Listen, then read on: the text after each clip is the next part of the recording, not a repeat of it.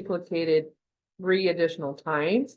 So we can use the rectangular pattern after we've created just this first component.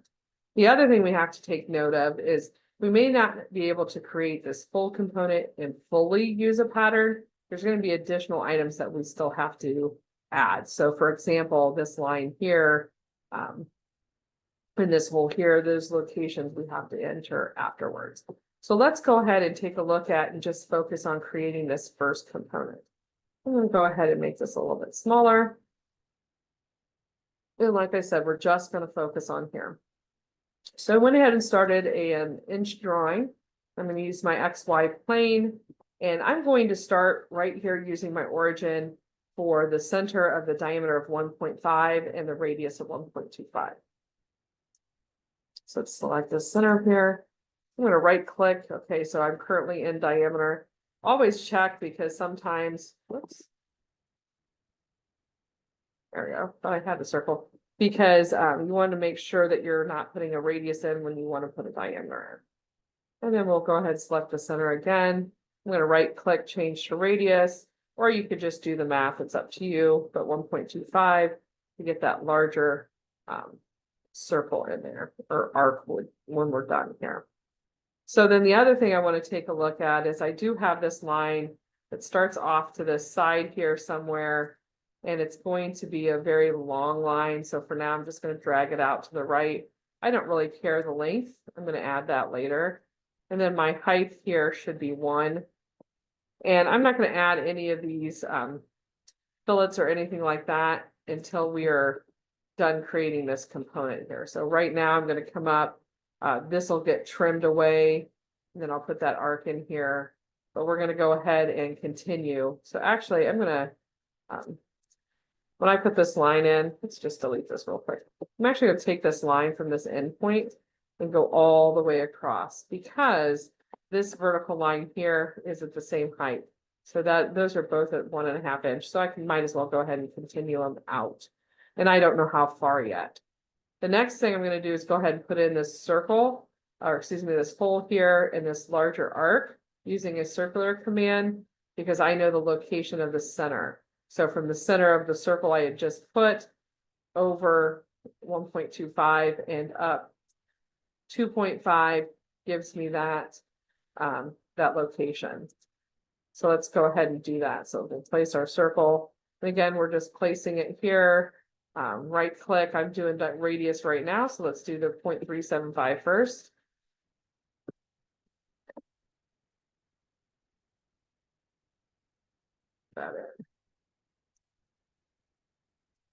So here, let's put our diameters in. So this should be 0.375.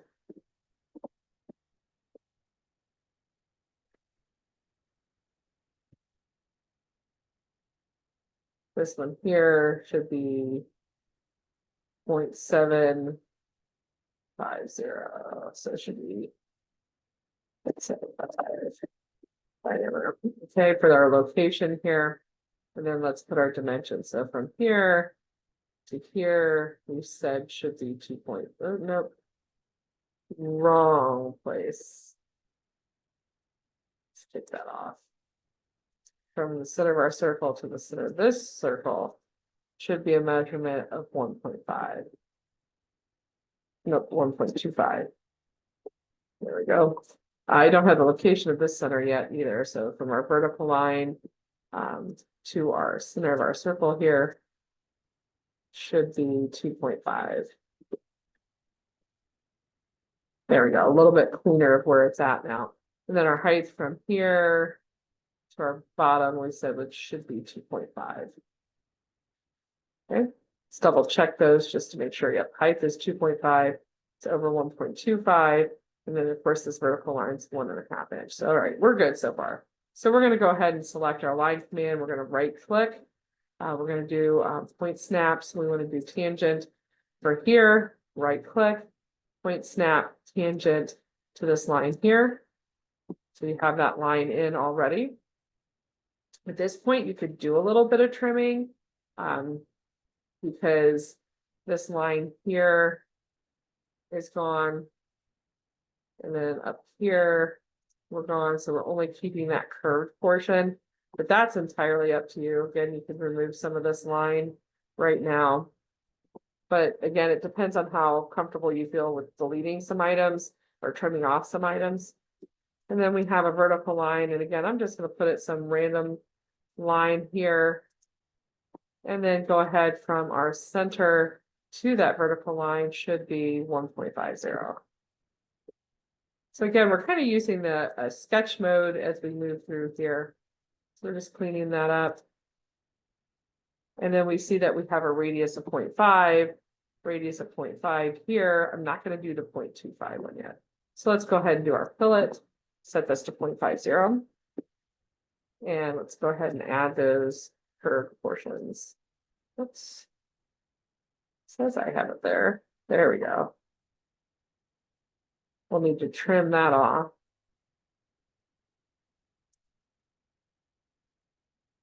Do our trim real quick. Rid of that component. As a dimension, remove the dimension to operate the formula. I'm not sure why it's an issue. Let me extend this and see if by chance. Okay, so it looked to me like, all right, let's undo that. So what happened here is we do not have, so when I go to trim, see how it's not recognizing that intersection. So sometimes you can just hit extend, make sure that it actually is extending and connecting at that tangent point, and then go ahead and hit trim. So see how now it's allowing you to trim that out, and that's why we were having that issue. So we'll go ahead and do our fillet. And there's that curved portion there. So at this point, I'm not going to worry about fully constraining this. You could, and again, if you feel like you're like at a loss of what to do, you can always do the auto. But again, that's going to put dimensions in there that you probably don't want. And we're not really done yet anyway, so not necessarily a need to. So I'm going to go ahead and extend this line out here. Should be 19.25. So let's get that dimension on here next. 19.25. So you know that's how long this flange, intake flange is going to be. So I right now have this first component created right here. So all I'm going to do is I'm going to create an array and create this additional other items here. Okay. So I'm going to go ahead and do a rectangular pattern. Excuse me. And the geometry I'm selecting is I'm just going to select this curve. I'm not going to do the horizontal line because I already have one on this side. Is it long enough? I don't know, but that's okay because we can do something about that once we do our full array. And we're going to use this line again. And then I want a direction. So I'm going to just choose the horizontal line. So I know it's going to go off to the right. I need a total of 4 of these, not 4 additional, just 4. And they are 4.5 inches apart.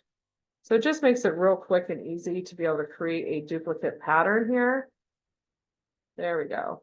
Without, whoops, looks like I didn't grab all my items. So we'll redo this, but it allows me to create this pattern very quickly without having to take the time and do every single individual one. So let's go ahead and hit undo. I'm going to extend that because I saw that there's a little gap there. I don't know if when I trimmed something off that I should not have. It's probably what happened. All right, so let's go ahead and do our rectangular pattern. You can also select everything by putting it in this little purple circle here, or purple circle, purple or pinkish purple rectangle. All right, so I selected everything I wanted. My direction again is this bottom line showing me I'm going to the right.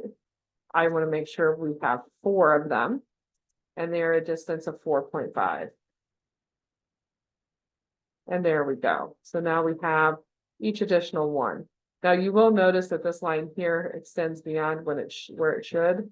Let's drag this up and out of our way. So I am going to have to do a quick trim of that. So if I want to try to trim this, now notice it's saying it's not letting me trim. So if I need to, I can always hit extend and see if I extend this to this line here. It's not letting me extend. So we could even do this. We could even delete this. So we didn't need to have that line. Right now, nothing is working on my computer. I know what we did.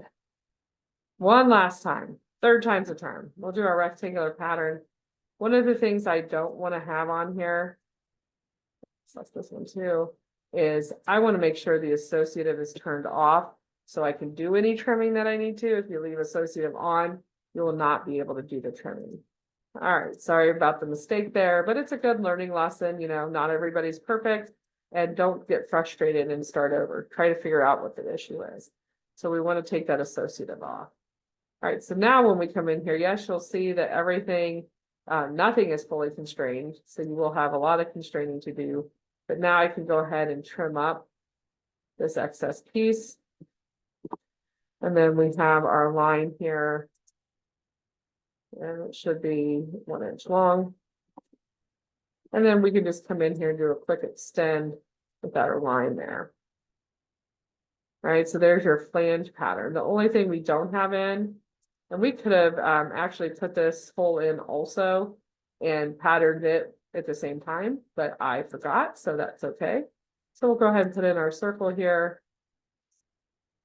Move this to the side so I can actually see it.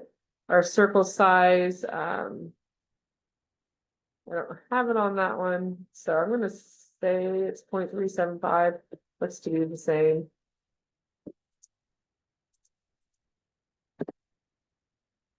And then our location is 1 inch from the vertical line. And then from the horizontal line to this line there, it's 0.5. All right. And then what we can do again is we can create that duplicate times, or we can come in here and just do a quick pattern. Looks to me like each one of them, except for the last one, is 4.5 inches. So we'll do our pattern. We'll select them all, select our direction. We actually want 5 of them. And we're going to put 4.5, but we'll have to edit the last one. And again, you want to make sure you take the associative off so that you can make that edit. So the dimension from this last hole to this hole here, instead of 4.5, should be 4.0. And then the last thing we need to do is our fillet 0.25 for our corners on both ends. So that's just a real quick and easy way to create this flange. Obviously, you're going to want to fully constrain this part because you don't want to come in and have to make edits down the road. Now, if you leave it at associative, one of the benefits is if I edit any of these components here, it's going to edit all of them. And so you would not have to fully constrain that, but then you would also have to make sure that when you created this to possibly leave out maybe this horizontal piece so that you could just connect them when you were done creating that pattern. So it's entirely up to you which way you do this. But once you have it fully constrained, and again, if you keep it associative, anything you adjust here is going to adjust it down the road, but it will not let you trim additional pieces. And then you're just going to extrude your piece, whatever thickness it is. And I believe this was 0.25. All right, and that's how you create the intake flange.